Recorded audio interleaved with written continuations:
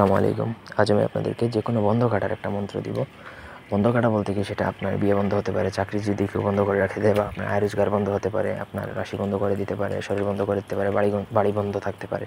এগুলো শরীর বন্ধ, বাড়ি বন্ধ কাটা কিন্তু গুনাহ, বা এটা কিন্তু নিয়মের বাইরে। কিন্তু আপনার যদি রিজিক বন্ধ করে দেয়, বিয়ে বন্ধ করে দেয়, এগুলো আপনি কাটতে পারেন।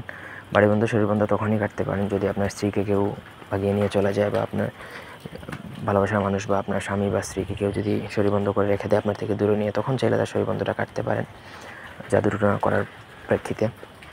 তো আদারওয়াইজ আপনার প্রয়োজন ছাড়া আপনি কারো শরীর বন্ধ, বাড়ি বন্ধ কাটতে পারবেন না। এটা গুনাহগার হবেন আপনি। ব্যক্তিগত যে কোনো প্রয়োজন বা যে কোনো কাজের জন্য স্ক্রিনে দেওয়া নাম্বারে সরাসরি ফোনে, হোয়াটসঅ্যাপে বা ইমোতে যোগাযোগ করে যে কোনো কাজ করাতে পারবেন, দেশে বা দেশের বাইরে থেকে। আপনার যদি কেউ রিজিক বন্ধ করে রেখে দেয় বা বিয়ে বন্ধ করে রেখে দেয়, তাহলে স্ক্রিনে যে মন্ত্রটা দেখতে পাচ্ছেন সেটা আপনাকে নদীর পানি থেকে কচু পাতা দিয়ে একটু জল সংগ্রহ করে নিয়ে আসবেন। সেই জলের মধ্যে 7 বার করে 7টা ফু দিয়ে তাকে খাওয়াবেন এবং গোসল করাবেন। মানে ভাটি নদী, যে নদীতে জোয়ার ভাটা হয় বা পানি ভাটির দিকে চলে, স্রোত বয়, সেই নদী থেকে কচু পাতা দিয়ে একটু পানি উঠিয়ে নিয়ে আসবেন। সেই পানির মধ্যে স্ক্রিনে দেওয়া মন্ত্রটা 7 বার করে 7টা ফু দিয়ে সেই পানি দ্বারা যার শরীরবন্ধ বা ঘরবন্ধ কাটবেন।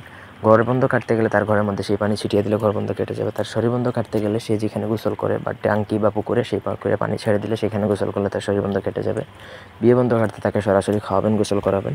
আপনার আয় রোজগার ইনকাম যদি বন্ধ করে দেয় কেউ, তাহলে সেটার জন্য তাকে খাওয়াবেন, গোসল করাবেন।